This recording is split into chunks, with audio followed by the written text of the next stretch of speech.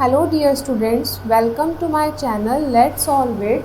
और कल हमने एपी की एक्सरसाइज 5.1 के क्वेश्चन नंबर 4 के दो पार्ट्स को सॉल्व किया था, जिसमें कि हमें ये पता लगाना था कि कोई भी सीक्वेंस एपी है या नहीं।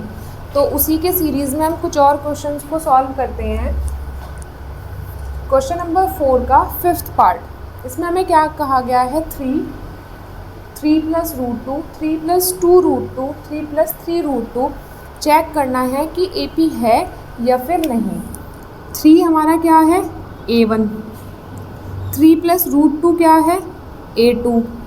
3 प्लस 2 रूट 2 क्या है, A3।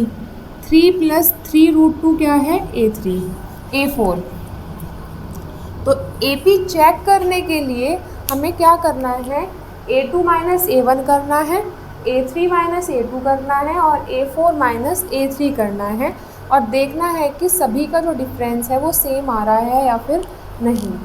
तो चेक करते हैं A2 माइनस A1।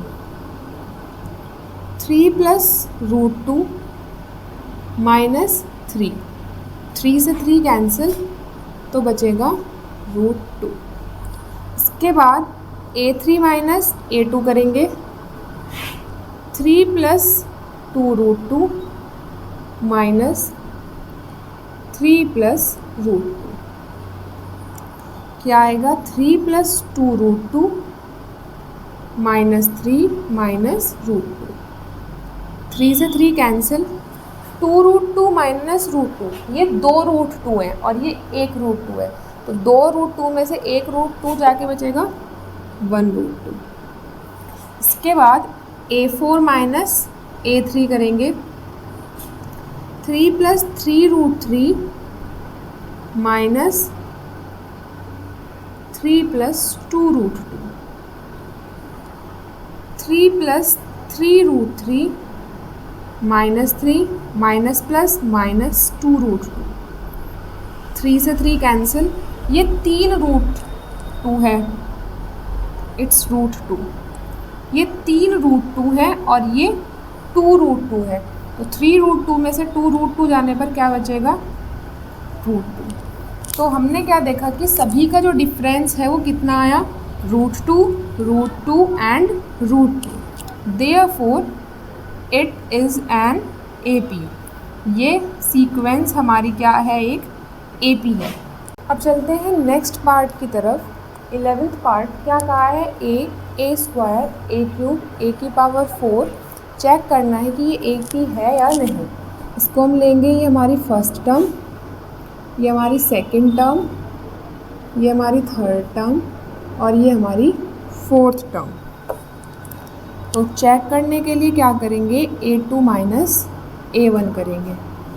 A2 है a स्क्वायर माइनस a, तो यहाँ से a कॉमन आएगा, बचेगा a माइनस 1। फिर इसके बाद हम A3 माइनस A2 करेंगे, तो बचेगा a cube minus a square, यहाँ से क्या कॉमन आया, a square, a minus 1।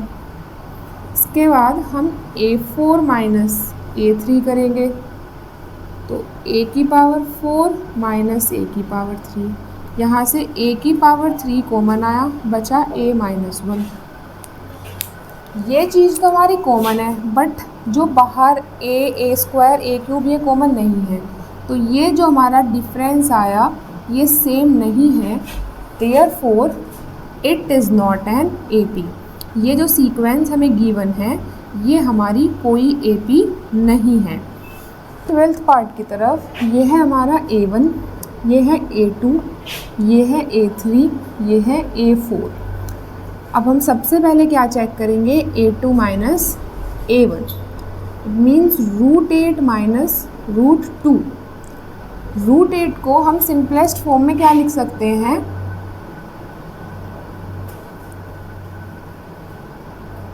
To की पेयरिंग हो गई, मीन्स हम इसे लिख सकते हैं 2 रूट 2 माइनस रूट 2। 2 रूट 2 में से 2 जाने पर कितना बचेगा, रूट 2। अब हम कैलकुलेट करते हैं A3 माइनस A2। √18 माइनस √8। √18 को हम क्या लिख सकते हैं,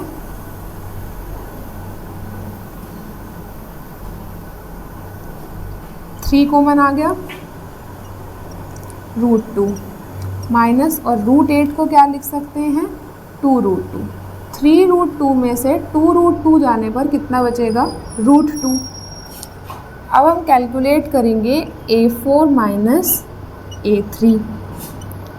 √32 माइनस √18। √32 को हम लिख सकते हैं 4√2। सॉल्व कर लीजिएगा, 16 × 2 और 16 रूट से बाहर आने पर 4 माइनस 3√2। तो 4√2 में से 3√2 जाने पर कितना बचेगा, √2।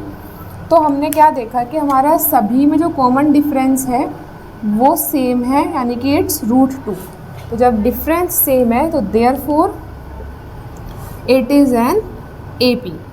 तो अगर क्वेश्चन में कहा गया है कि check whether a sequence is AP और नॉट, तो हमें उसमें क्या कैलकुलेट करना है कि सभी टर्म्स को माइनस करने पर जो डिफरेंस है वो सेम आ रहा है तो वो AP है, और सेम नहीं आ रहा है तो वो AP नहीं है।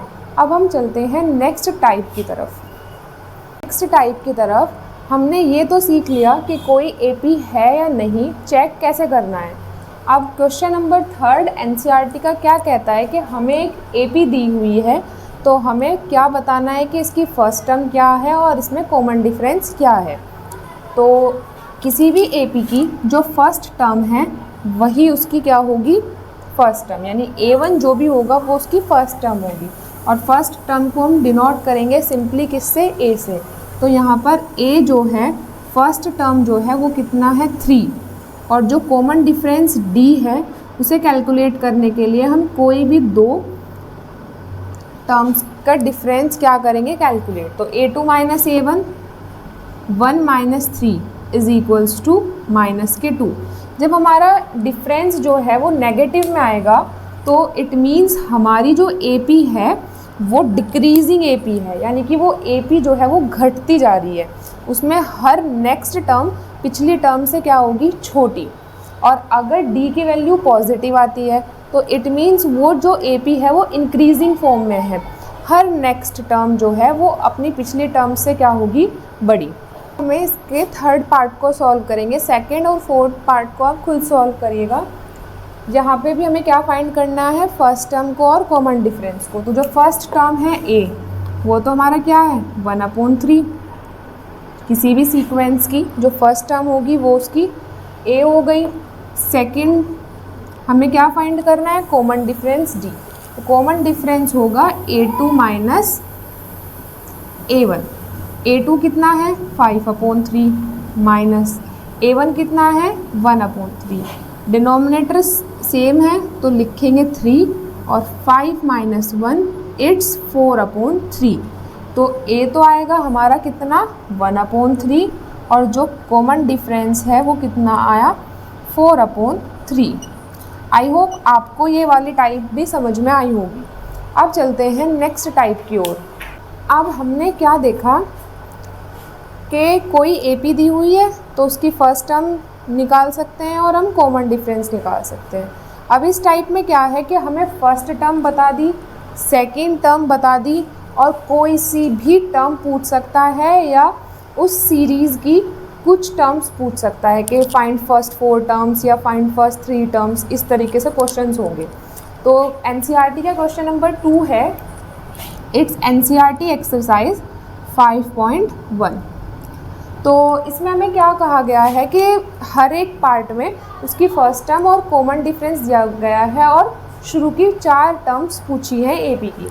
तो जो फर्स्ट टर्म है A1 वो तो हमारी किसके इक्वल होगी, A के, एंड इट इज़ 10। A2 क्या होगा, A1 प्लस D। A1 कितना आया, 10, और D कितना है, 10, तो कितना आया, 20। A3 is equals to A2 plus D।